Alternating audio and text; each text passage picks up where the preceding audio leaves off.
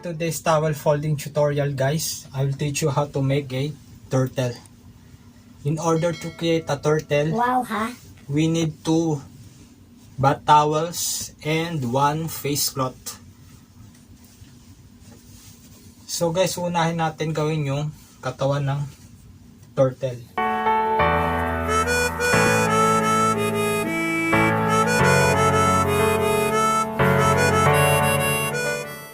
Just lie down the bath towel and same as before, roll each sides.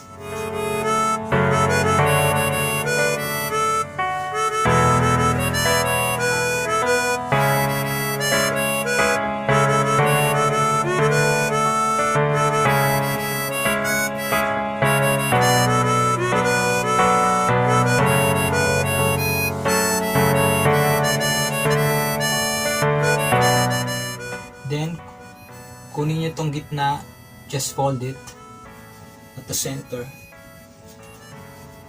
and pull out each corners. Then, spread it out. Galing ah. Just keep it aside. So, gagawa naman tayo guys ng shell ng turtle. In order to create a shell of the turtle, just roll it like this, same as the body of the turtle.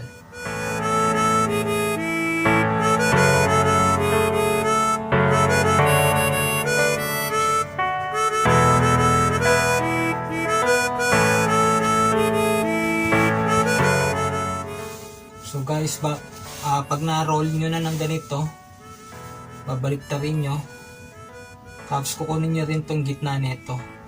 Tapos to fold yun ng ganito.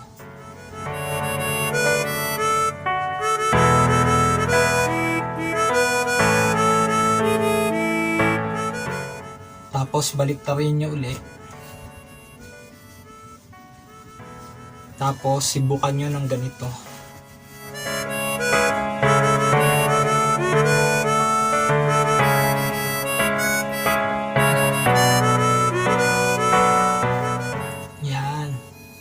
Tapos, keep aside natin.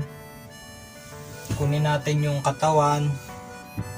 Ang gagawin naman natin, pinakahuli yung ulo.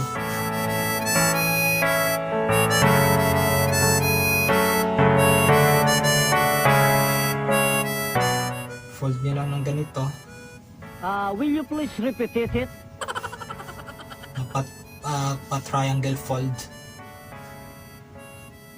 Tapos, just roll dito on the side. Ayan na. Tapos ayusin na natin guys.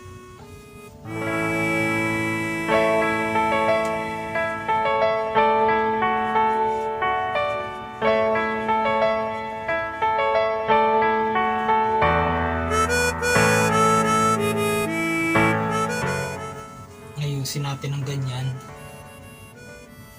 Tapos ang panguling-huli, papatong natin yung shell niya. Ang ganito.